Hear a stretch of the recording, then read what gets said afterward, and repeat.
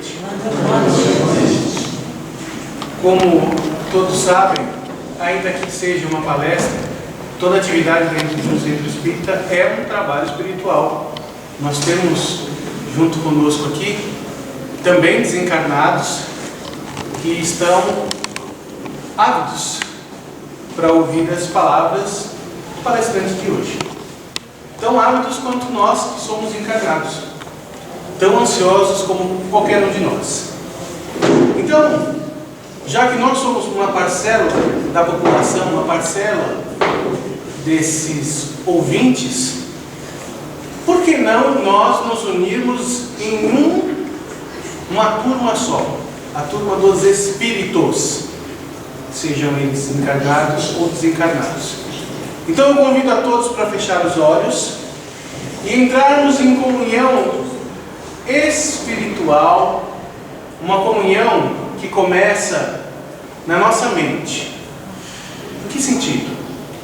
A nossa mente tem potenciais vastos, ricos e importantes para a nossa saúde em todos os níveis.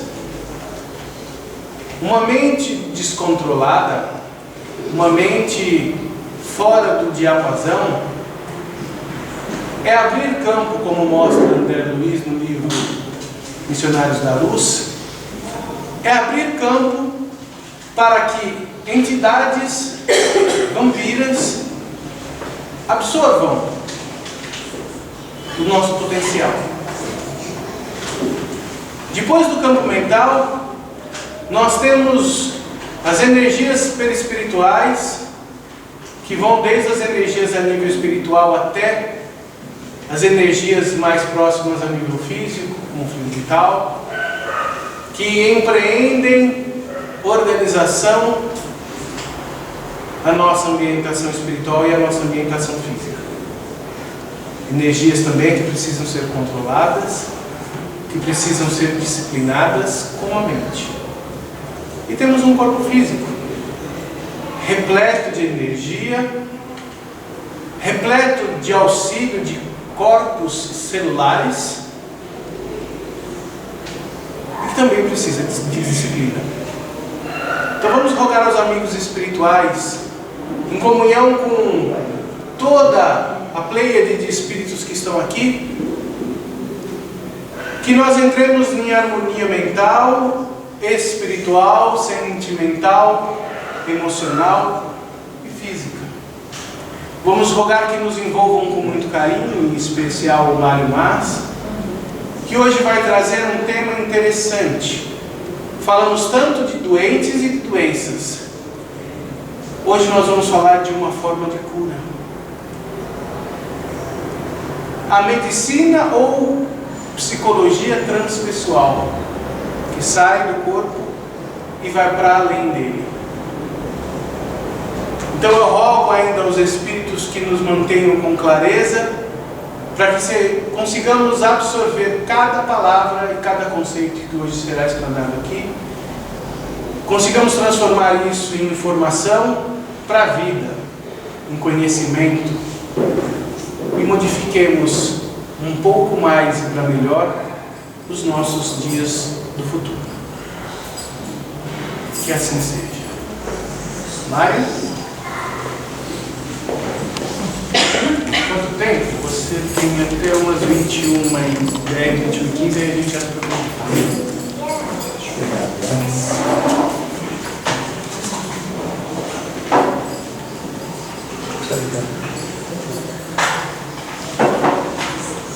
Mário, isso. Alô, tá escutando? Alô? Tá bem? Boa noite, então. Muito obrigado ao convite da casa. Eu agradeço ao nosso Mestre Jesus por nós sermos recebidos aqui e podermos beneficiar das bênçãos que a espiritualidade traz para nós, né? Eu estava pensando, enquanto o Marcelo fazia a oração, em valores, mudança de valores, né? O que é viver? Se nós estivermos impregnados pelos valores materialistas, pelas imposições sociais, nós ficaremos cobrando de nós mesmos fazer igual aos outros, né? O que a gente poderia chamar também de massificação. É ser mais um impensante na multidão. Não que esse pensamento seja elitista de fazer essa discriminação, mas e sim se conscientizar de que a gente já começa a fazer opções, e isto é muito importante. Então, quando nós estamos aqui fazendo a opção de participar de um encontro desse, nós estamos cuidando, segundo a linguagem de Joana de Ângeles, do self, do espírito, não do corpo. Não que o corpo não mereça tratamento, é claro que sim, mas o corpo representando as coisas transitórias, passageiras, os apegos, não é?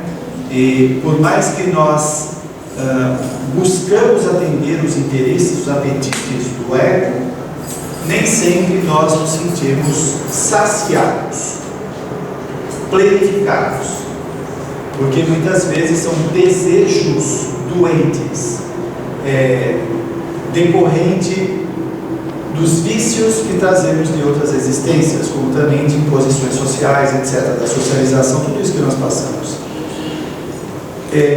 Eu estou falando isso porque a gente também tem que aprender a valorizar, porque algumas pessoas ficam em dúvidas, em conflitos internos: devo fazer isso, mas puxa, meus amigos me chamaram para isso ou para aquilo. Quando nós atendemos os interesses do espírito, do self, essas conquistas são imorredoras, imortais, perenes, né? Ela traz mais significado, traz mais sentido para nós.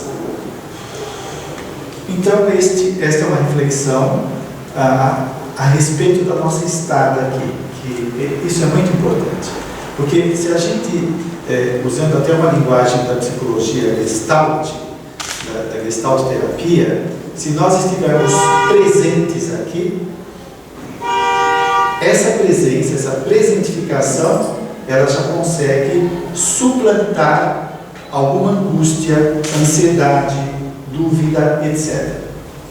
Porque a gente sai dos devaneios, das cobranças pessoais e nos sentimos plenamente aqui. E isso significa também absorver todo o tratamento espiritual que está sendo feito aqui.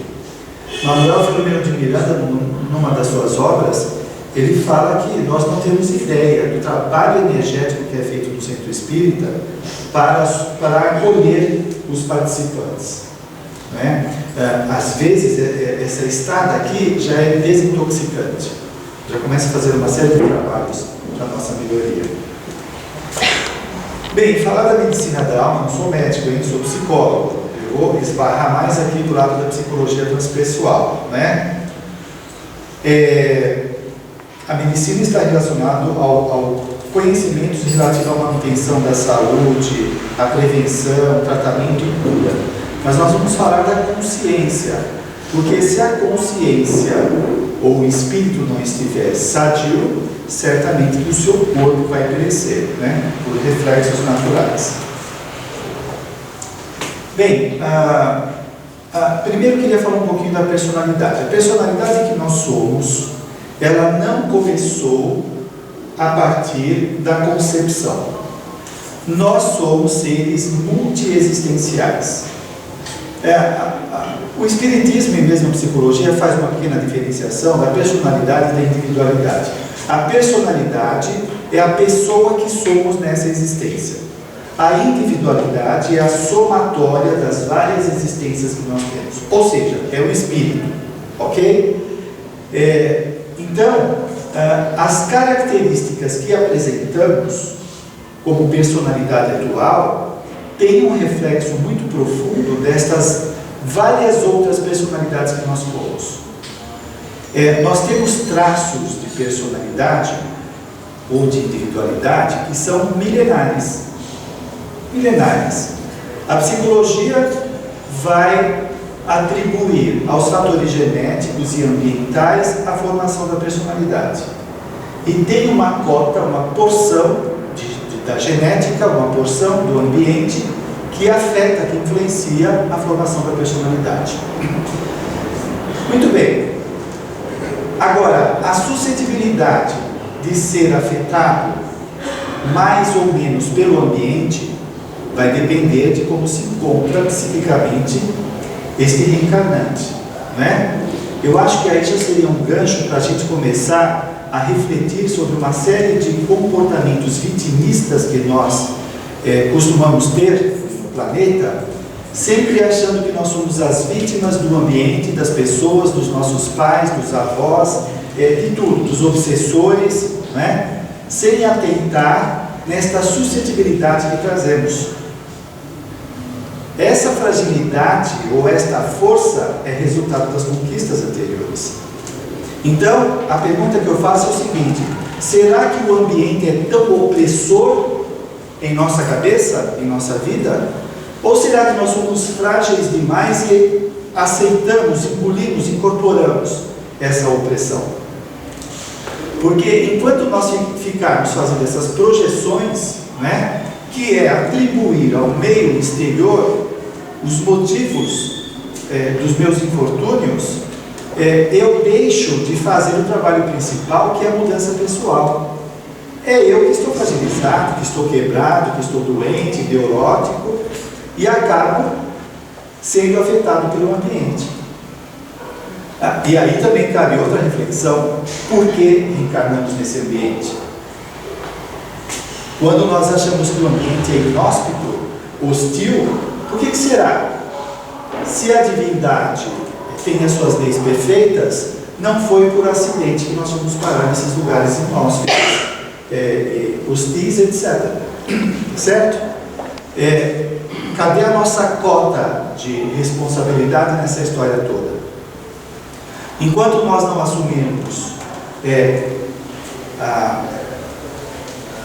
como se diz, assumir a gestão da nossa vida, nós ficamos com essas projeções. Bem, o Dr. Bezerra de Menezes, eu vou me ater bastante nesse texto, porque ele é bastante elucidativo. Ele diz o seguinte: cada indivíduo é a história viva dos seus atos passados. Desligou? Foi a chave que eu bati aqui e coincidiu que cair a chave. Cada indivíduo é a história viva dos seus atos passados. O que nós somos hoje é a história viva do que nós fizemos anteriormente. A soma das suas experiências modela-lhe o caráter, as aspirações, o conhecimento e a responsabilidade moral. Olha que elucidativo para compreendermos mais a personalidade que somos. Então, repetindo, a soma das suas experiências modela o caráter, as aspirações, o conhecimento e a responsabilidade moral. Você é uma pessoa determinada? Você tem objetivos? Você é uma pessoa muito insegura, fica em cima do muro, evita enfrentamentos? Isso é genético? Isso é ambiental? Não. É o resultado das nossas experiências anteriores, que vai refletir em nosso comportamento. Não somos o resultado exclusivo da genética e do meio ambiente. Não somos. O perispírito, que é o corpo espiritual, ele se sobrepõe à genética. E aí a gente poderia falar de paragenética. Se existe o corpo dos nossos pais que tem a sua genética, que vai influenciar o reencarnante, nós, antes de nós entrarmos lá no corpo dos nossos pais, no óvulo, nós temos uma paragenética. O perispírito, ele está carregado de informações que vão ser impressos no óvulo, dando as conformações do nosso estado de equilíbrio e desequilíbrio. Olha que interessante isso,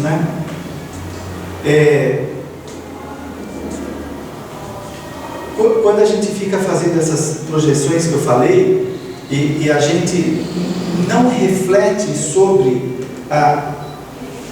o que nós temos feito até então, sem cair em acusações, autoculpa, nada disso, mas se nós estamos hoje, agora aqui, como você está satisfeito, insatisfeito com a sua vida, a maior parte do modo como você se encontra são as suas construções, são os seus feitos, né? E nós somos capazes de fazer coisas legais. Demos algumas pisadas aí de bola, erramos, acertamos, e com essa consciência que o Espiritismo traz, podemos melhorar ainda mais, como construtores do nosso destino. Bom, então o Dr. Bezerra fala que nós somos a história viva do nosso passado. A título de curiosidade, André Luiz fala que nós demoramos 1,5 bilhão de anos para chegar na idade da razão. E da aquisição da idade da razão até os nossos dias se passaram 200 milhões de anos. Isso quer dizer que nós temos mais ou menos 1,7 bilhão anos de idade. Você já pensou nisso? Você pensou que esta era a sua primeira encarnação?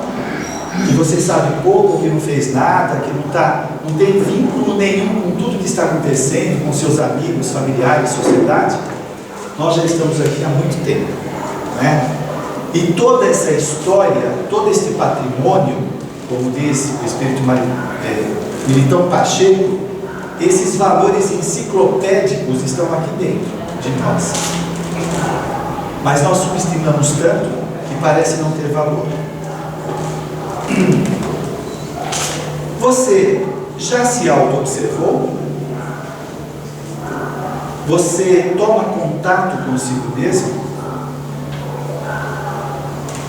Você é uma pessoa sociável? É uma pessoa inteligente? Irritadiça?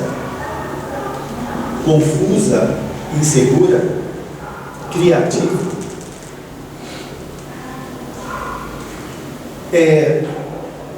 Você pode se sentir uma pessoa plenamente capaz de fazer determinadas coisas e ter sentimentos opostos. Você se sente capaz, por exemplo, todos nós queremos a felicidade, melhorar a personalidade, etc. Não, eu quero cuidar de mim, eu me amo, eu vou procurar melhorar o meu trabalho, estudar, não sei o que lá. O indivíduo tem uma série de propósitos elaborados pela sua mente, ele articula essas ideias, mas ele pode ter sentimentos opostos. Ele pode ter sentimentos de inadequação, de menos-valia, que não tem importância nenhuma. Então, ao mesmo tempo que eu quero, eu sinto que não posso. Eu quero e não consigo. Por mais que eu me esforço, eu me saboto. Estas emoções, elas são as heranças do passado. Provavelmente estão ligadas à autoimagem que nós trazemos do passado. Então, olha que interessante esse conflito, porque a partir do momento que nós reencarnamos e somos socializados, nós incorporamos os valores culturais que de alguma forma mobilizam a pessoa a buscar o seu crescimento, melhoria, estudo, comprar o seu carro, a sua casa, viajar. Existe essa força cultural como se fosse um script, orientando a pessoa o que ela deve fazer. E ao mesmo tempo existem forças internas opositoras, que são as heranças do passado. Então o indivíduo ele quer, mas para, né? Se você pega uma pessoa menos evoluída, que não tem um repertório comportamental satisfatório, esse script social é muito importante para ela, porque é o roteiro de como ela deve se comportar socialmente. É a mesma coisa que você entrar numa empresa e você não conhece nada como funciona, e você recebe um programa, uma cartilha dos primeiros passos como se comportar nessa empresa. A hora do almoço, a hora de entrada, de saída, tudo isso. Então, a cultura, ela oferece isso para nós. Quando nós não temos um grau evolutivo acima da cultura, nós engolimos aquilo com verdades que vão nos orientar. Quando nós estamos acima da cultura, nós sobrepairamos. Aquilo já não tem tanta serventia. Quando você pega um espírito muito elevado, ao contrário, ele vai ajudar a enxertar essa cultura com conhecimentos mais amplos, comportamentos mais adequados, não é? Então a cultura é importante para nós. É importante tomar contato com isso. Se você tem essa briga interna, você tem desejos, você elabora e tem sentimentos opostos, precisa trabalhar esse sentimento. Essas ideias têm que se sobrepor. Agora, o que pode ajudar também é tomar contato com sentimentos, não simplesmente reprimir, não tomar contato. Não, eu quero conseguir tal coisa, e vem aquele medo. Tem que pegar esse medo e trabalhar. Medo do quê? Disseca ele. É o que a psicologia chama de elaborar. Quando isso acontece, fica mais fácil de resolver. Bom, aí eu identifico, eu tenho medo de ser criticado. Eu tenho medo de que as pessoas não gostem de mim. Eu tenho medo de me expor. Então você já está especificando esse medo. Aí fica mais fácil trabalhar e poder superar.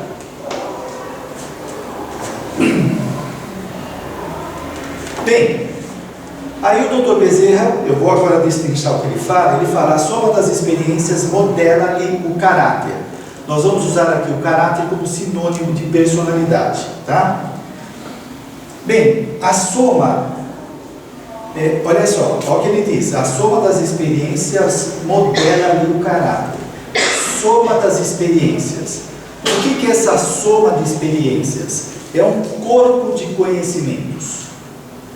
Essas experiências que nós temos na existência, enfrentar situações, pessoas, estudar, trabalhar, ele vai formando um corpo de conhecimento. Nós vamos adquirindo um repertório de conhecimentos, de comportamentos que vão nos ajudar na formação da personalidade, não é? Então são, por exemplo, esse somatório vai se constituir em habilidades, traços, hábitos, conhecimentos, etc. Olha, tudo que está acontecendo conosco é importante. Tudo está contribuindo para a aquisição desses conhecimentos que ficam em nós. E nós brigamos com a vida, desdenhamos as experiências difíceis, brigamos, nos opomos, não é? Então, será que isso é assimilado? Provavelmente não. Bem, a soma das experiências modela ali também as aspirações, diz o Dr. Bezerra de Menezes. Bem, então o indivíduo tem uma aspiração, ele tem um desejo de atingir alguma coisa. Isso pode ser útil, isso pode estar amarrado com as experiências anteriores, que ele sabe muito bem o que ele quer na sua existência, ele sabe onde ele quer chegar. É diferente de uma pessoa que talvez não tenha tido tantas experiências como essas e não aproveitou a sua existência, ou está tão carregada de conflitos interiores, de culpas, que ela não tem aspirações, que ela não sabe para onde ela quer ir. Então ela cai nessa massificação social. Ela é facilmente induzida a fazer aquilo que todo mundo faz. Ela não tem um plano, ela não tem uma meta, uma missão, né? E isso é angustiante para a pessoa. Está retratando o estado que ela se encontra. Ora, nós já sabemos a priori, por conta do Espiritismo, que antes de encarnar houve uma programação encarnatória. E nós saímos da vida espiritual com um plano. E onde está o nosso plano? O nosso plano agora virou o quê? Consumir aquilo que a propaganda propõe, fazer aquilo que o nosso amigo ou vizinho está fazendo, nós queremos fazer igual, e essa chama interior a gente deixa de lado, não atende, não vai atrás, essa vocação que nós possamos ter. A pessoa equilibrada, ela tem imagens mentais daquilo que ela quer atingir, não é? Existe uma clareza na mente da pessoa. Diferente da pessoa confusa, conflitada, que está com a mente bagunçada, e aí a psicologia fala que às vezes ela tem tantas introjeções. O que é introjeção? É aceitar aquilo que todo mundo fala. Vem um e fala, olha, não usa branco, usa preto. O outro fala, não, usa amarelo, não preto. Olha, não compra esse sapato. A pessoa faz tudo que os outros sugerem. É o que se chama de pessoa introjetiva. Então ela tem tantas ideias dos outros dentro da cabeça dela, que essas ideias dos outros fazem com que ela fique confusa e não saiba o que ela quer. É muito comum você perguntar para algumas pessoas o que você quer fazer, o que você gosta, ela não sabe. Ela não sabe. Porque tem muitas ideias opositoras dentro dela. Então, tem até um desejo, tem alguma coisa querendo algo, mas ela não toma contato com isso, por causa desse comportamento introjetivo. Aí a gente já vê que é uma pessoa insegura, que tem conflitos, que ela não tem autoafirmação, não tem autoconfiança, não tem uma autoimagem legal, não tem autoestima boa. Então, olha só a confusão da cabeça. Aquilo que vem dos outros é importante, o que eu penso não é importante. Porque se eu me sinto inferior ou sem importância, o que eu penso, o que eu desejo é besteira. Eu tenho a impressão, isso é uma distorção cognitiva mesmo, que o que os outros estão fazendo é sempre melhor do que o que eu faço. E quanto mais o indivíduo atende os apelos dos outros, ele introjeta as coisas dos outros, mais desorganizado a pessoa fica, até ela perder a sua identidade. Aliás, qual é a identidade dela? Ela também não sabe.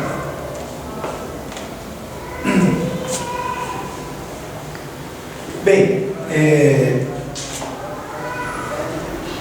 olha só, então dentro da cabeça da pessoa, nesse estado, pode ter muitas culpas. Olha, a culpa serve como advertência. Você pisou na bola, vamos trabalhar. Puxa, fiz isso errado, vou modificar, avaliar. Tem gente que fica tão inculcado com as culpas que a culpa vai desorganizando a pessoa. Porque a culpa está carregada de imagens, de emoções, de energia. Esta culpa, digamos que a culpa é um programa. Esta culpa, junto com a imaturidade da pessoa, com os seus tormentos emocionais, gera um tormento terrível, que ela não consegue dar conta.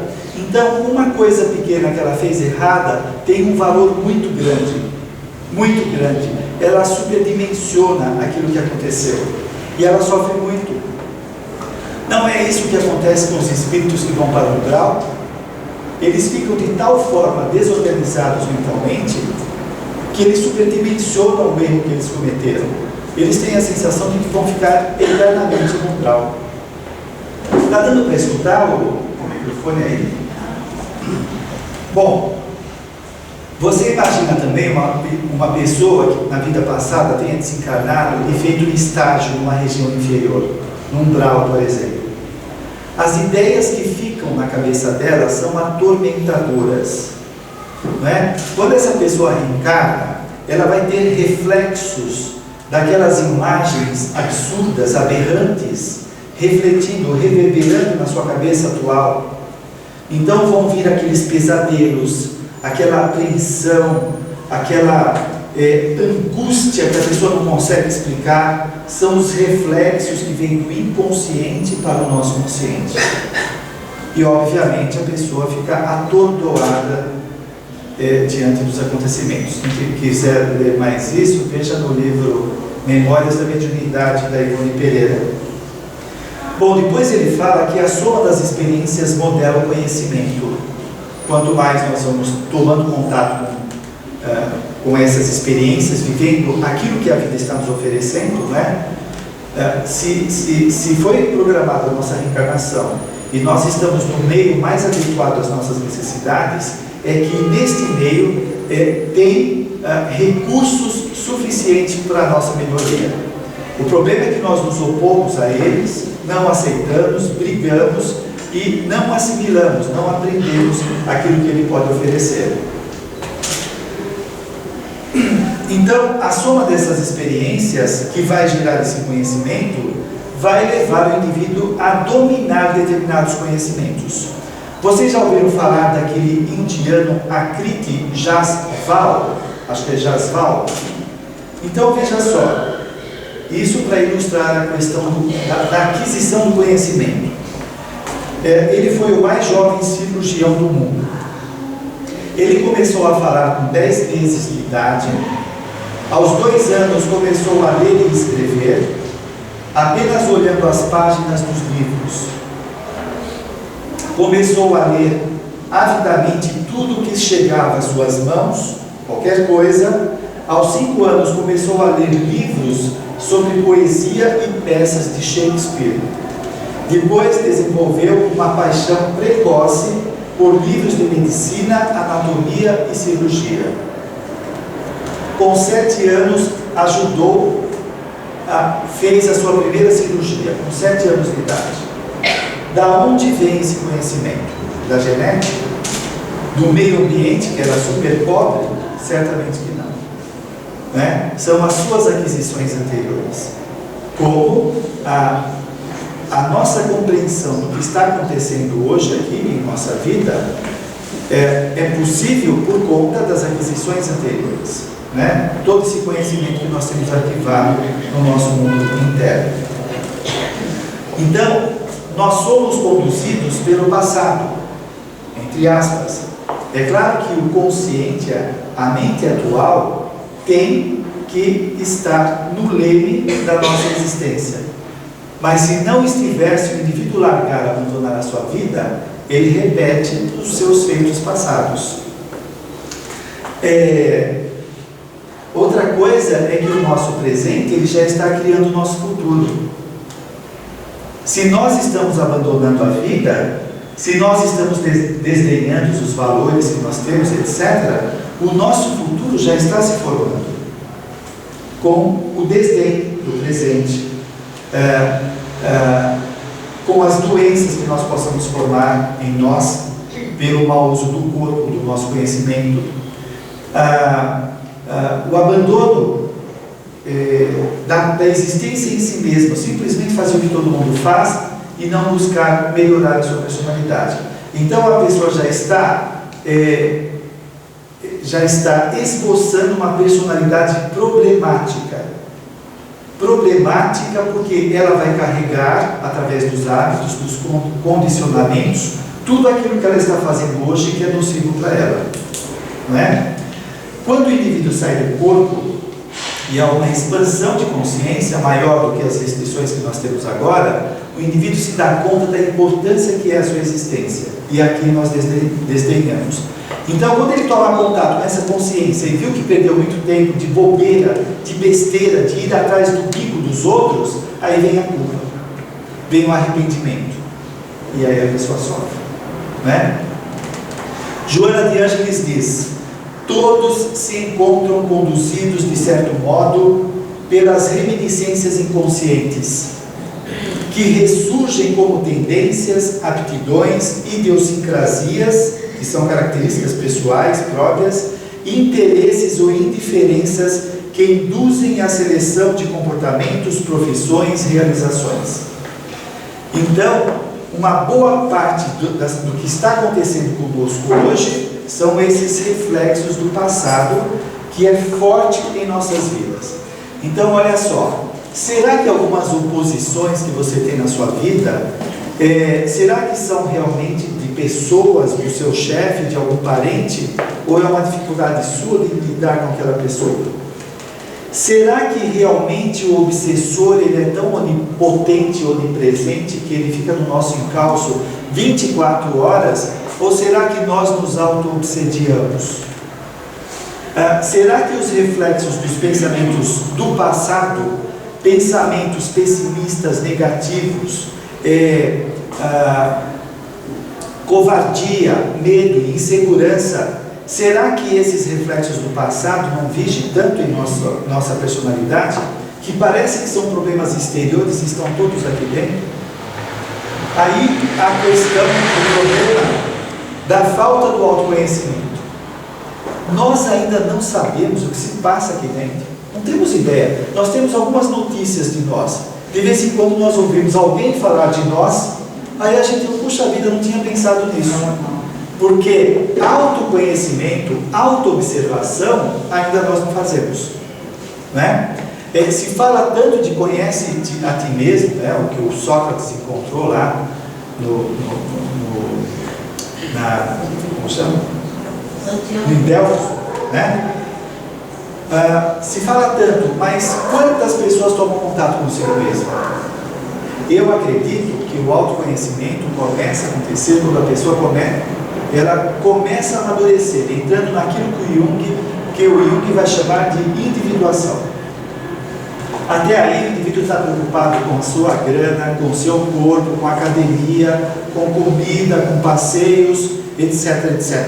São as necessidades superficiais, periféricas.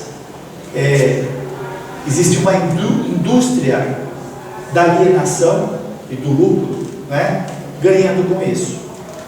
Quando a pessoa começa a amadurecer e ele começa a cair a ficha, né, que tudo aquilo já não tem mais importância, que todos esses desejos de consumo ele não consegue aplacar questões internas. Então aí a pessoa começa a se autoconhecer, e é a tal da individuação que o Jung fala. E ele diz que isso começa mais ou menos depois dos 40 anos, 35, 40, 45 anos, né? É uma hipótese. Bem, então Joana de Angelis fala que nós somos conduzidos pelo passado. E o psicólogo James Hollis, que é um junguiano, ele vai dizer o seguinte: aquilo que está inconsciente tem grande poder em nossas vidas. Pode realmente fazer escolhas por nós e com certeza tem construído de maneira implícita os padrões de nossa história pessoal. Aquilo que está inconsciente está dirigindo nossa vida. Enquanto nós não nos conhecemos, gente, quantas coisas nós fazemos que nós não temos consciência que existe uma ideia introjetada, um comportamento anterior que está fazendo o indivíduo fazer escolhas, né? Eu vou dar um exemplo que eu sempre dou. Se você teve um trauma 10 anos atrás, você passou uma grande privação, uma humilhação, uma grande perda, uma dor muito grande, seja lá o que for, aquilo te traumatizou, machucou, você ficou desorganizado, não conseguia gerir a sua vida. O tempo passa, aquilo fica esquecido e hoje você está aqui. De repente você está assistindo televisão e na televisão passa um assunto semelhante àquele trauma que você teve há 10 anos atrás. O que acontece? A pessoa se desconcerta. Ela começa a tremer, começa a ficar angustiada, suada, tendo a sensação que vai acontecer alguma coisa, ela não sabe o que é. Aquele trauma de 10 anos atrás foi evocado, foi acordado. Isso quer dizer o quê? Que aquilo que está no inconsciente comanda a vida dele no presente. Deu para entender essa ideia? Mesmo? Agora vocês imaginem que nós temos milhares de vidas passadas não resolvidas que estão no nosso inconsciente. E nós recebemos estímulos constantemente relacionados com esse mundo interno que nos desconcertam em várias situações. Você assiste a televisão, alguém está falando de sexo, é um ponto fraco seu, desestabiliza. Está conversando com alguém fala que, não sei, fez uma viagem que você queria e você tem uma frustração interior de não ter feito a viagem, você se desconcerta. Então são várias coisas que podem ser os estímulos, os gatilhos que vão evocar no nosso mundo interior esses desconcertos da personalidade. Lembra no livro Nosso Lar que a Laura e o marido dela fizeram uma regressão de 300 anos, eles conseguiram 300 anos de memória integral para trabalhar essas memórias, resolver as pendências, porque aí eles se tornam mais senhores de si mesmos. Nós não somos senhores de nós mesmos.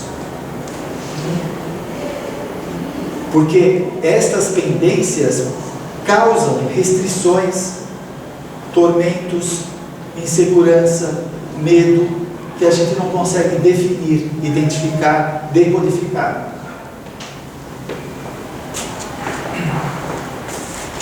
Nosso tempo ainda tem tempo.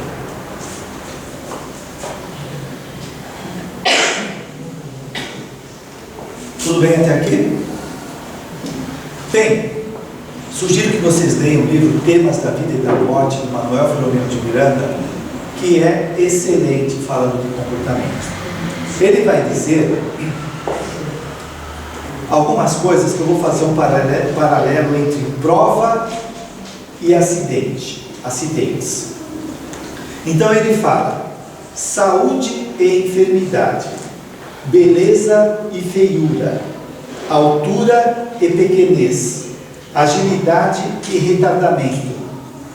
Como outras expressões da vida física, procedem do espírito que vem recompor e aumentar os valores bem ou mal daquilo que ele fez no passado, né? Então veja, isso que ele está expondo aqui, para nós muitas vezes é refletido como decorrência de acidentes naturais, quando a pessoa não se aceita, né? Eu sou alto, eu sou baixo por causa de algum acidente natural, na formação, etc.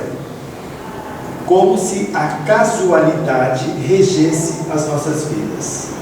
E o que rege é a causalidade, é a lei de causa e efeito. Né? Como? Qual parte? Quem está falando? Quanto braço para eu ver, por favor? Para repetir a frase. Tá. Então, ele diz aqui, deixa eu esperar aqui, umas horas eu acerto, outras não.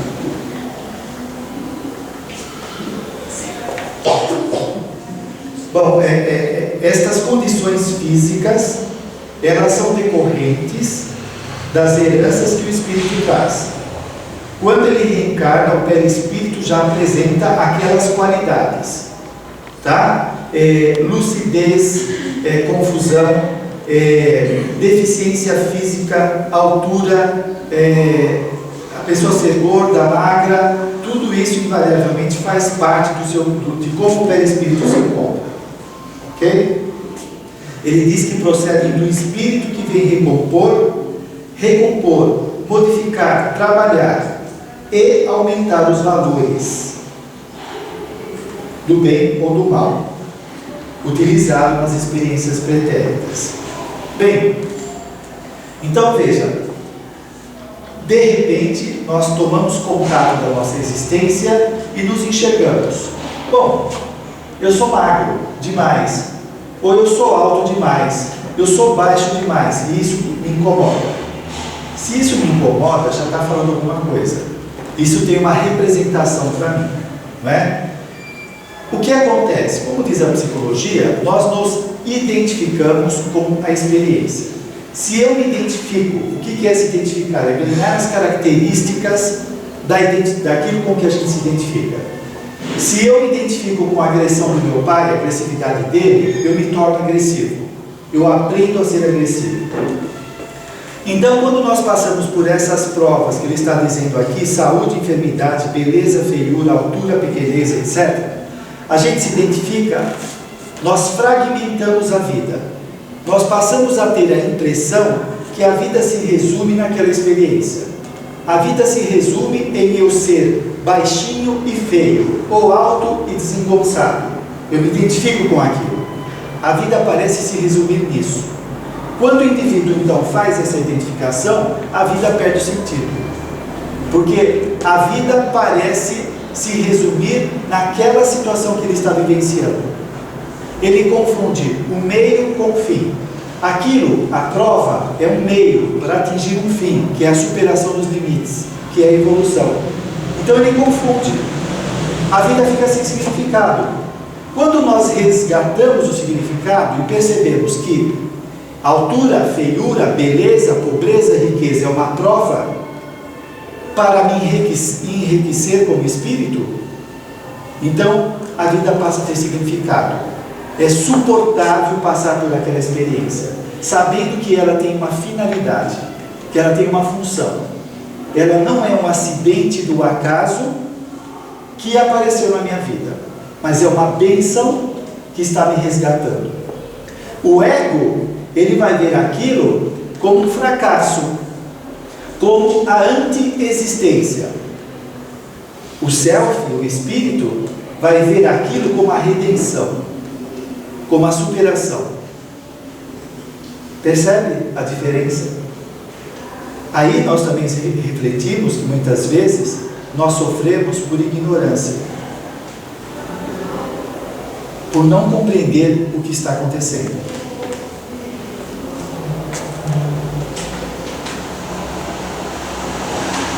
Depois, eu quero fazer um paralelo entre... Então, aqui eu falei da prova e de acidentes, não é?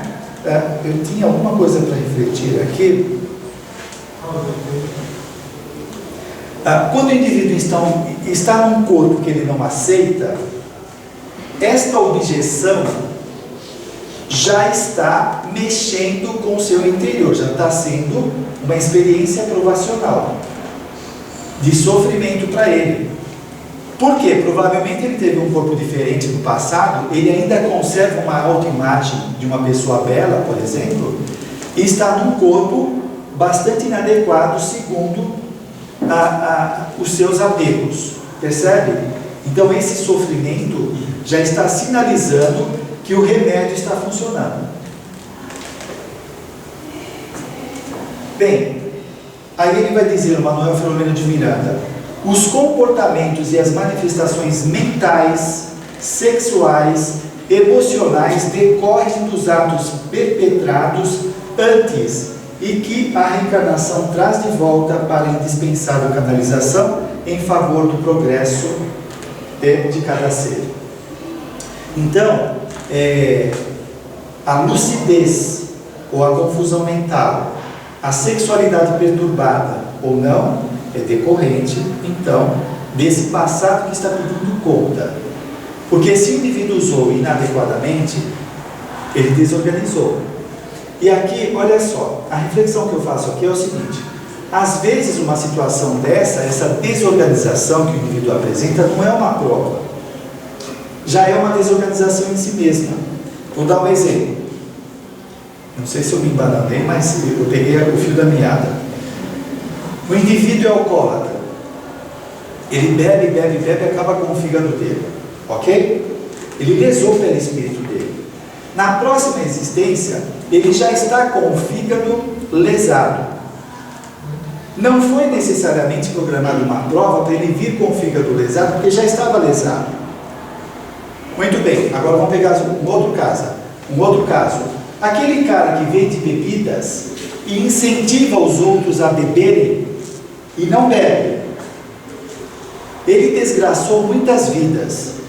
Este pode reencarnar com uma prova onde o seu fígado, ou o seu estômago, ou até o seu psiquismo vai estar lesado, porque aí vai vir a culpa. O outro lesou e pode causar culpa também, né? Porque ele vai ter consciência: o que eu fiz com o meu corpo? Mas ele já está lesado. Não foi uma programação específica: olha, você vai nascer, o seu estômago vai estar deste ou daquele modo. Já está lesado o perispírito. O outro não. O outro foi programado uma prova na área conflitiva dele, porque aquilo vai gerar culpa. Quando ele vê as desgraças que ele causou na vida dos outros, ele vai ficar desequilibrado.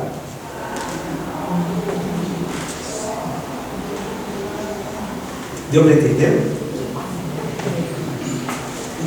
Agora, esta aprovação ela é feita de acordo com a necessidade do indivíduo, para aquilo gerar consciência dele, porque olha só, o valor dele, ganância, interesses pessoais, estavam acima do valor ético, do valor vida, não é? Ele não tinha consciência, ou melhor, às vezes pode até ter, mas dos prejuízos que ele está causando na vida dos outros. Olha, eu sempre cito esse caso aqui, o Hilário, o Silveira Sampaio, naquele livro Bate-Papo com Além, na vida espiritual ele vai fazer um curso de autorresponsabilidade. E ele, junto com outros escritores, que ele foi escritor uma parte da vida dele, eles começam a ver numa tela as consequências do livro que ele escreveu na cabeça de todos os leitores. Dá para imaginar isso? Tudo que ele escreveu e que gerou na cabeça das pessoas tormentos, indecisões, dúvidas, medos, etc, etc, ele era corresponsável por aquilo lá. E ele falou que preferiria ter nascido idiota, nunca ter aprendido a escrever, do que escrever toda a obra que ele tinha, né? E tem um caso em André Luiz também, que o cara era um articulista de um jornal, e ele tinha alguns seguidores. Quando André Luiz o encontra, esse escritor, que ele já está totalmente desequilibrado, ele está fazendo indagações absurdas, o que é o pensamento, porque ele se vê perseguido por pensamentos, por pessoas, por conta de tudo que ele gerou nos seus leitores. Olha só, nós aqui não temos ideia disso. Por exemplo, às vezes você vai atender uma pessoa na assistência fraternal, a gente nunca sabe como que o nosso interlocutor está. Uma palavra atravessada, uma impaciência, o que pode gerar na cabeça da pessoa? Eu ultimamente estou questionando o seguinte: você gosta de trabalhar na casa espírita?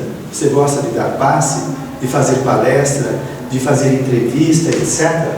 Faça se você ama o que você está fazendo e não por obrigação, não é? Porque algumas pessoas fazem por obrigação e não tem nenhum amor naquilo que estão fazendo. Elas querem se livrar do umbral, já viu, né? Então estão barganhando, deixa livrar a cara. E aí qual a qualidade? Porque o lance é que quando a gente começa a trabalhar e pensar na qualidade, nós estamos nos curando. Nós estamos nos beneficiando daquilo lá antes de mais nada. Imagina que você vai dar um passe mal-humorado. Como que fica isso? Se eu estiver bem-humorado, estiver bem comigo mesmo, provavelmente eu vou assimilar essas energias da sala do passe, que eu vou flutuar. Então, quando eu começo a qualificar, eu começo a me melhorar, a mudar. Então, essa cura interior vai acontecendo. Mas vamos lá. Bom, de tudo que nós falamos, as terapias que o mundo oferece, penso eu nesse momento, pode ser que daqui a 5 minutos eu mude de ideia. Eu penso agora que a maioria dessas terapias são todas paliativas, né? O medicamento, a psicoterapia, o passe, tudo isso pode abrandar, mas não cura. A cura vem de dentro. Porque seria muito fácil, já pensou? Você entra na sala de passe e sai novinho, zerinho, positivo, otimista, tudo. Que maravilha! O passe ajuda, recompõe as energias. Essa recomposição de energia deixa a pessoa mais otimista, mais equilibrada. Mas dar manutenção vai depender da conduta do indivíduo, né? E aí, olha só, o Espiritismo eu acho que faz uma amarração, gente, muito legal, né? Então, eu vejo no consultório, tem gente que vai lá e quer uma terapia instantânea e maravilhosa, que a pessoa fica equilibrada e madura. Eu também quero, né? Eu sou psicólogo e não sou, por isso que eu sou psicólogo, talvez. Então, seria maravilha de obter isso daí. Algumas pessoas vão fazer viagens, excursões, retiros espirituais, não sei o que lá. Tudo isso é paliativo. Ajuda um pouquinho aqui, um pouquinho ali, etc. Mas não resolve. A amarração que eu estou falando, o Espiritismo fala o seguinte: a dívida persiste enquanto não se regulariza as pendências. Matou a charada? faça terapia, faça viagens, faz tudo que você... desdobramento, vai para outros planetas, não sei o que lá. Se não resgatar as suas pendências, não vai sair da mesmice. Porque esse débito interior, que é a ficha kármica, causam restrições no indivíduo. Olha, no livro Ação e Reação tem um caso muito interessante. 2 grandes benfeitores que faziam trabalhos fantásticos na área do bem. Eles queriam ter ascensão a planos mais elevados e não conseguiam. Até que foram falar com outro benfeitor. E foram ver na ficha kármica desses dois autores, dessas duas personagens, há 400 anos atrás, eles tinham jogado algumas pessoas aí no buraco, né? E aquilo estava pendente. Passou o tempo, eles se tornaram pessoas boas, mas os débitos interiores causavam restrições. Aí, eles entraram na aeronáutica aqui no Brasil, como engenheiros, ajudaram o desenvolvimento da tecnologia da aeronáutica e sofreram um acidente de avião para resgatar aquilo de 400 anos atrás. Com esse resgate, com isso limpo dentro deles, eles conseguiam fazer mais coisas. Então, esta amarração é isso, olha só, a dívida persiste enquanto se não regulariza. Considerando-se que o devedor se dispõe à renovação, com real propósito de reajustamento íntimo, modificando as paisagens mentais a esforço de leitura salutar, oração e reflexão, com trabalho edificante em favor do próximo e de si mesmo, mudam-se os quadros provacionais. E providências relevantes são tomadas pelos mensageiros, encarregados da sua reencarnação, alterando-lhe a ficha kármica. É justo, não é? Então veja bem, nós pedimos aos benfeitores, me ajudem, né? Me ajudem no trabalho, na doença. Tudo bem, nós temos que pedir, mas nós temos merecimento? Às vezes eles não podem ajudar. Por quê? Ele dá saúde para a pessoa detona a saúde porque ela não sabe usar a saúde ainda. A pessoa tem que ter merecimento. Então, quando ela começa, como está dizendo aqui, boas leituras, mudança de comportamento, a fazer o bem para os outros, para ele mesmo, ele começa a gerar merecimento. E esse merecimento pode mexer no seu quadro provacional. A pessoa começa então a fazer o bem e vai modificando os padrões interiores. Essa mudança significa que ele está apto a receber aquilo que ele queria e não recebia. Às vezes a saúde pode voltar, ele pode conseguir um emprego, não é? Se fosse no período anterior, se ele conseguisse um emprego razoável, ele ia voltar toda a arrogância que já levou ele para o buraco. Você pega aí algumas pessoas, dá saúde para ela. O que ela faz com a saúde? Bate nos outros, enche o corpo de bebida, de comida. Ela não pode ter um corpo sadio, ela não sabe usar. Aí tem que nascer um corpo doente. Para o benefício dela mesma, porque senão ela se complica mais, fica gerando mais karmas negativos. Então, essa amarração, o Espiritismo, para mim, né, a reflexão aqui é o seguinte: tira a gente da infantilidade, de ficar pedindo, sem fazer nada. Esse negócio de salvação só com arrependimento ainda está meio na nossa cabeça ainda, sabe? Ou passe, tem o Papa passe. Por que a pessoa fica 10 anos tomando passe e elas não se dispõem a trabalhar dando passe? Ainda é passiva, quer receber, né? Passiva na vida. Então ela ainda não aprendeu a doar, a sair de si mesma. Como que ela pode se curar? Ora, não existe ninguém lá em cima que está perseguindo a gente, só está olhando e vendo: opa, espera, esse cara está tendo muito sucesso, derruba ele, faz ele sofrer. A coisa é muito justa. Eu estava lendo um livro agora, e a pessoa é o Dr. Bezerra de Menezes. A mulher, ela desencarna, deixa eu pegar o fiozinho da meada, sim, ela se suicidou. Ela se suicidou e aí os pais chamam os benfeitores, fazem oração, vem o Dr. Bezerra de Menezes, Manuel Filomeno de Miranda e vão ver a moça. Ela ainda está no corpo e ela está sentindo toda a autópsia que está se fazendo. E Manuel Filomeno de Miranda fala: é inimaginável os tormentos que ela está vivenciando. E ele fala para o Dr. Bezerra: mas não é possível a gente fazer alguma coisa? Ele fala: não é possível, porque ela escolheu isso daí. Não dá para arrancar ela daquela situação.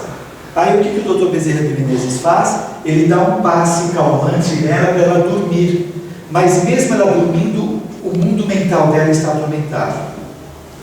Esse é um caso muito interessante que o Divaldo contou uma vez numa palestra e agora eu vi no livro. Os pais são 2 trabalhadores espíritas do bem, fazem muito bem. A filha, quando tinha 5 anos, ela passou por uma doença que foi desenganada pelos médicos. O médico falou para o pai: olha, amanhã eu volto para assinar o óbito dela, que ela não vai passar dessa noite. O pai, desesperado, rezou do Dr. Bezerra de Menezes para Maria. A oração chegou até o Dr. Bezerra de Menezes, ele falou que não podia, porque ela precisava desencarnar. E aí ele falou: mas como? Eu sou trabalhador, eu estou ajudando outras pessoas, como que eu vou ajudar se eu não sou ajudado? O pedido dele chegou até Maria de Nazaré. Maria de Nazaré, na primeira resposta, recusou, porque a moça não poderia continuar encarnada. Ele tanto pediu que foi concedido que a filha continuasse encarnada. No dia seguinte, o médico voltou lá, a menina estava bem. Quando essa moça chegou na maioridade, ela passou por uma decepção afetiva e ela se suicidou. Ela já tinha cometido suicídio na vida passada. Ela tinha desequilíbrio na afetividade, ela não suportou a experiência. Por isso que ela tinha que desencarnar na infância. Se ela tivesse desencarnado na infância, ela já teria reencarnado outras vezes e estaria mais equilibrada. Então ela não estava preparada para ficar no corpo físico. Então veja, nem sempre a gente sabe o que é bom para nós. Às vezes é necessário algumas coisas, só que a gente não alcança. Bem, Marcelo, nosso tempo já 5 minutos, então vamos lá. Então eu falei aqui da ficha kármica. Eu falei em um determinado momento, nós temos que aprender a nos desidentificar da doença, da prova. Joana de Ângeles fala muito nos livros dela de identificação e desidentificação com o ego e o self. Se eu estou identificado com o ego, eu estou apegado, eu tenho que aprender a me desidentificar, desapegar, e me identificar com o self. O self é o espírito. Quando nós estamos identificados com o espírito, nós temos uma consciência diferente diante das provas da vida. Se a gente está muito apegado ao ego, o ego não suporta algumas provas. Ele acha que é fracasso, perseguição, ele se menospreza, se desvaloriza, subestima, etc. Porque ele não sabe lidar com decepções, com limites. Isso por conta do processo de socialização, etc. Quando a gente está ligado com o espírito que somos, nós sabemos que tudo que está acontecendo, a maior parte, faz parte das nossas provas de crescimento. Então elas têm um colorido diferente em nossas vidas. Não parece um fim em si mesmo. Bom, a vida, e isso o Jung vai falar muitas vezes, e Joana de Ângeles fala, a vida é maior do que a prova e o sofrimento. A prova e o sofrimento é passageiro, é um teste, é um aprendizado.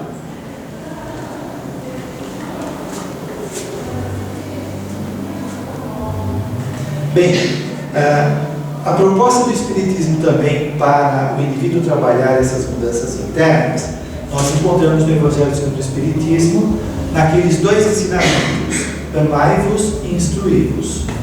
Amai-vos já significa o indivíduo sair do egoísmo, do egocentrismo, da infantilidade de querer só receber dos outros e começar a doar, a se expor, a se envolver com o outro, a gerar simpatia, empatia, alteridade, compreender a singularidade do outro.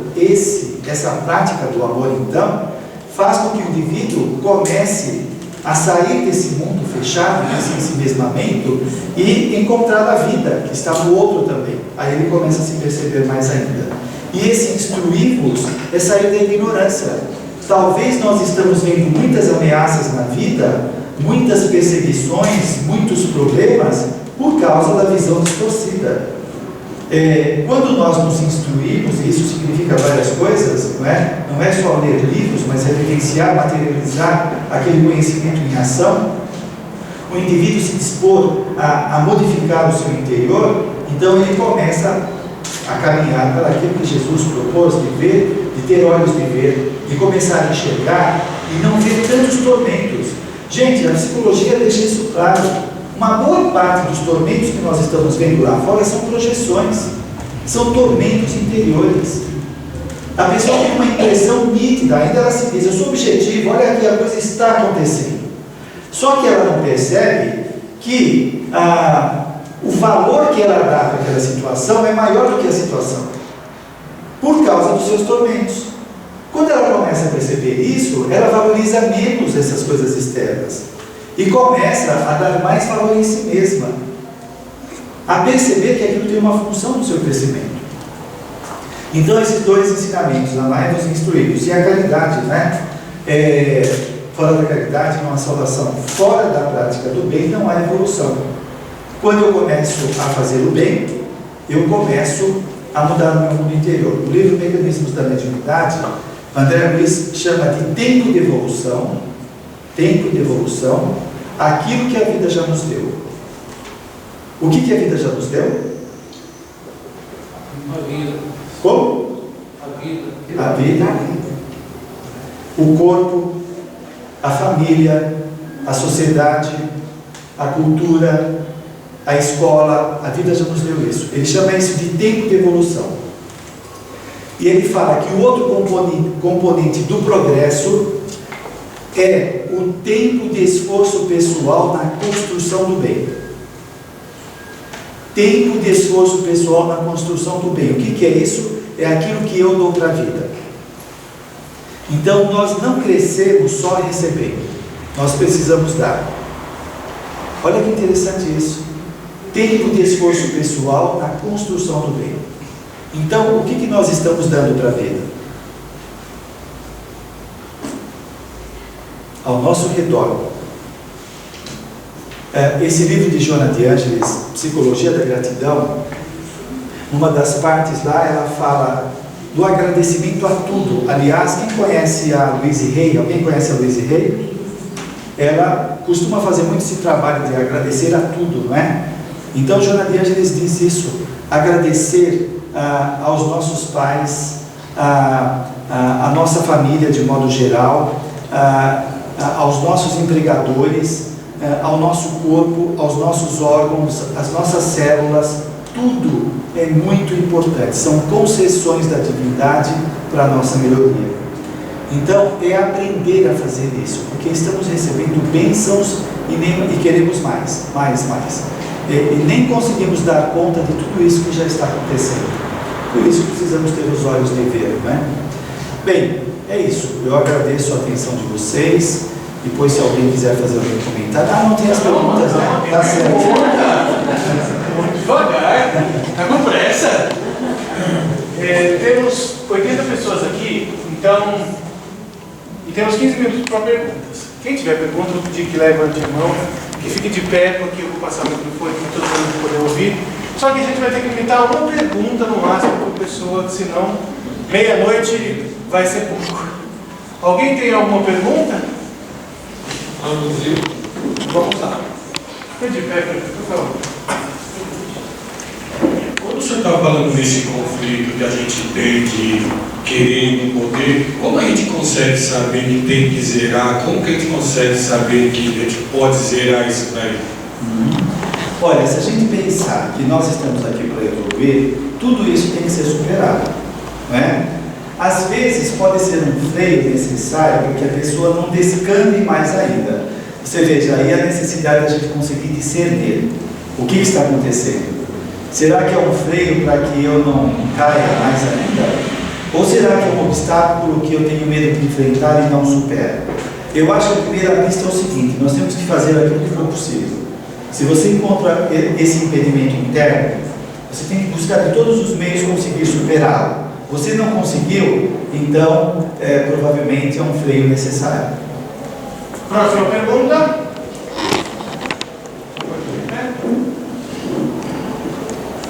Não sei se vou lembrar, mas na Júlio Verne, quando ele desencarnou, ele volta. Acho que o livro é A Segunda Morte. E quando ele volta novamente, orientado sempre, ele volta para a França e ele encontra o Baudelaire. Ele chamou muita atenção o comentário do Baudelaire dizendo que você por aqui, o Baudelaire disse, eu voltei para orientar meus alunos, a maioria deles se suicidaram. Ele voltou para orientar os alunos, E a maioria dos alunos deles se suicidaram. por causa da obra dele. Da obra dele.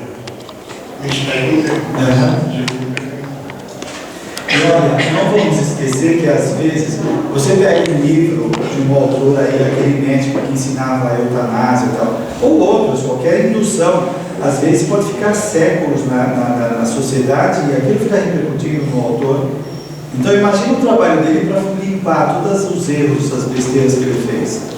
Se me permite, mas a gente não pode esquecer que o pensamento é vida e ele interfere no fluido cósmico universal, cria as famosas formas de pensamento e elas vão atingir o objetivo. Sim. Né? E é disso que está, vamos assim dizer, energeticamente o Mário Márcio está comentando. Mais perguntas? Boa noite, Mário. Boa noite. Você falou sobre a importância das experiências que constroem nossa personalidade, certo? Duas perguntas. Queria você falar do lado positivo e negativo da rotina e o fato de muitas vezes entrarmos nas experiências distraídos ou dormindo, se elas mesmo assim constroem alguma coisa. Olha, espera, desculpa, eu prestei mais atenção na segunda. A primeira, Da rotina. da rotina. Na psicologia, alguns consideram importante a rotina, porque você não precisa ficar pensando o que vai fazer, já é automático. Se você levanta de manhã e fala, bom, e agora o que eu faço, hein? Aí você vai pegar o manual e vai ver, tem que escovar os dentes.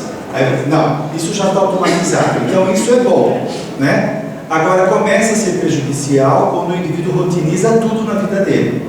Então ele tem que ser o senhor da situação e não a rotina o senhor dele. Então aí vem a consciência da pessoa. E a outra pergunta? Sobre a gente entrar nas experiências de maneira distraída. Sim. Se mesmo assim ela ajuda a construir alguma coisa.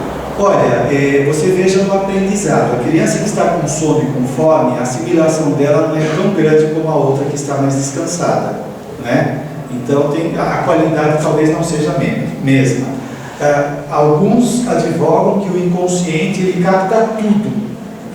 Pode ser que a consciência atual, o ego, não consiga lembrar daquilo que foi incorporado, embora o inconsciente possa ter absorvido, mas isso é claro que é sempre melhor nós estarmos despertos para fazer com mais lucidez. Se o discernimento é uma conquista do indivíduo que é desabrochada pelo exercício constante, e esse discernimento permite ele fazer escolhas mais acertadas, certamente que está desperto é o melhor.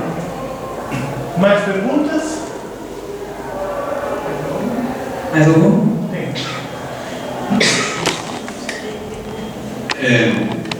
Queria descobrir dom. Eu vim com dom. O cara tem um sujeito que tem facilidade para escrever, para esculpir, para desenhar, enfim. esses dons que eu nessa encarnação tenho, vamos dizer assim, autorização para ter acesso, ele é um leme para que eu siga o meu destino profissional, ou sei lá, na vida? Ele pode ser, só pegando a questão do dom em si mesmo, ele é o resultado de esforços anteriores, né? O dom é um esforço que o indivíduo tem, o dom para tocar piano, o dom para cantar, isso daí são esforços anteriores, não é uma coisa que a personalidade tem do nada. Agora, essa tendência ou aptidão que a pessoa apresenta pode ser um roteiro, pode ser uma sugestão para a pessoa. Então, ele tem que ficar atento. O que acontece? Às vezes, a educação informal dos pais acaba abafando isso. Então, o filho quer ser um pintor e o pai fala, não, você tem que ser engenheiro. Aí ele abafa aquela tendência, aquela aptidão. Mais alguma pergunta? Dou-lhe uma, dou-lhe duas.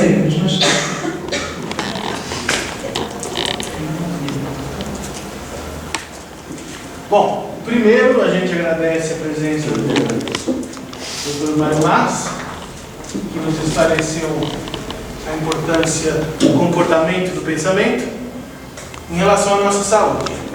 Segundo, eu vou pedir para ele fazer o sorteio do livro. O livro está aqui, Reforma Íntima Sem Martírio, que ao final ele ainda vai psicografar uma mensagem, como todos que vêm aqui, ainda que seja uma mensagem anímica. Vamos ver, tem que escrever algumas psicografias aqui na lista. 40.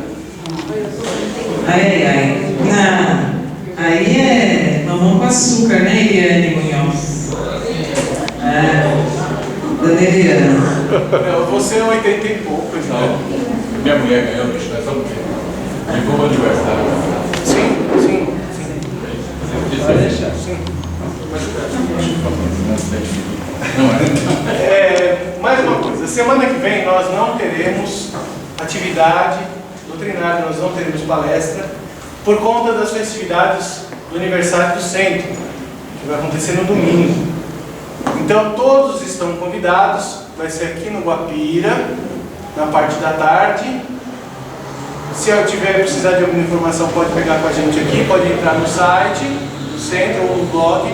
O blog é www. Seismael. Não, o blog é blog6mael.com.br. Isso. E lá tem informações sobre as festividades.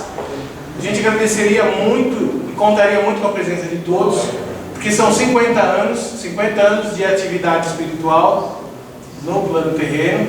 Não é pouca coisa, levando em consideração que o Espiritismo veio em 1857. Então, é quase um terço do tempo. Seria muito interessante que vocês pudessem, junto conosco, comemorar essa data. A partir da 1h30 do Clube Guapira, tem cartaz aqui embaixo, tá? Então qualquer coisa, tem endereço, tudo bonitinho, não apareça.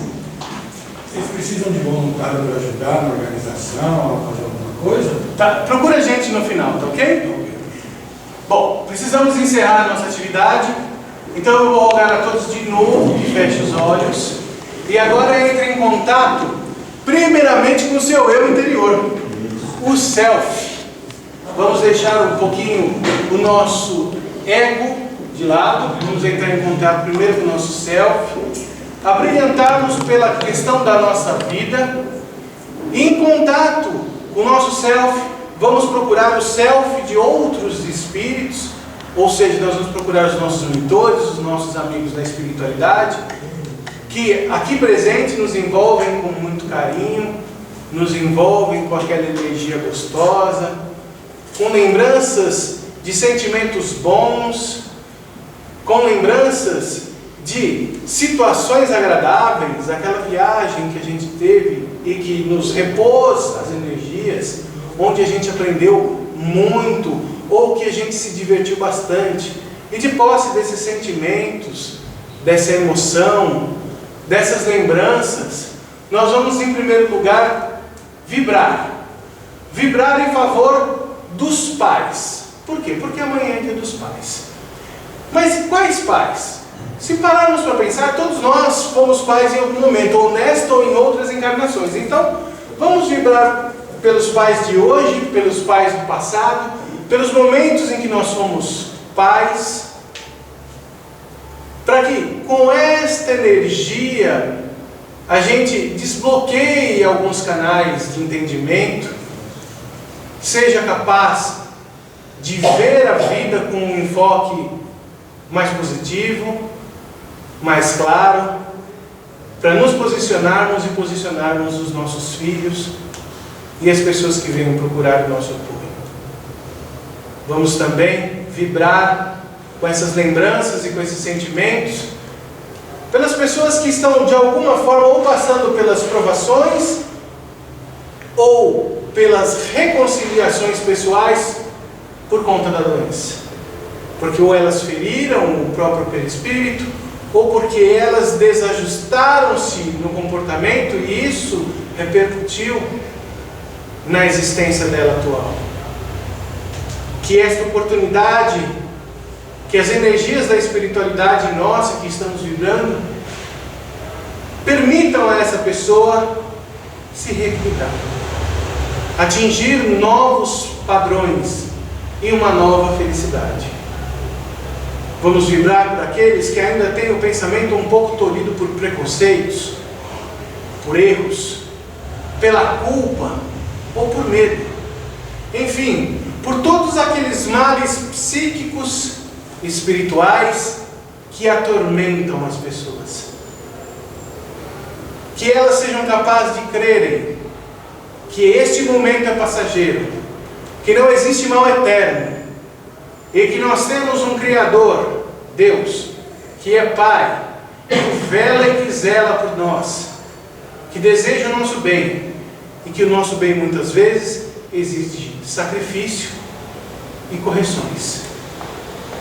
Vamos vibrar também pela espiritualidade da casa, por cada um dos mentores, dos trabalhadores, dos tarefeiros físicos e espirituais, os que estão hoje, os que tiveram no passado, nesses 50 anos de existência, que a espiritualidade com carinho toque cada um deles, que leve paz, que leve conforto, que leve a nossa boa lembrança, que leve o nosso carinho. Por fim, vamos vibrar uma rosa bem linda, fulgurante, e que a espiritualidade leve essa rosa, repleta dessa energia, aonde nós talvez esqueçamos de ter pensado. Há aqueles que possam estar precisando desta energia, porque a visão deles é mais clara que a nossa. Os horizontes são mais expandidos, e a capacidade deles com certeza é maior que a nossa.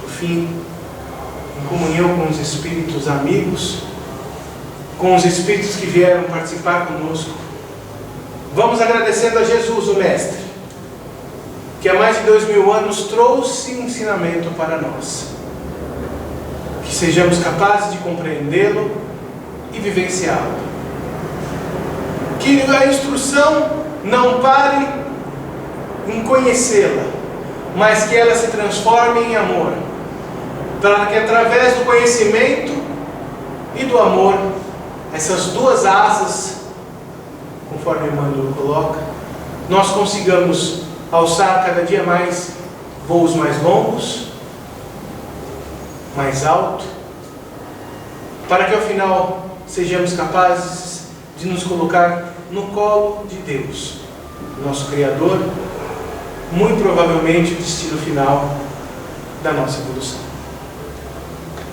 Que assim seja.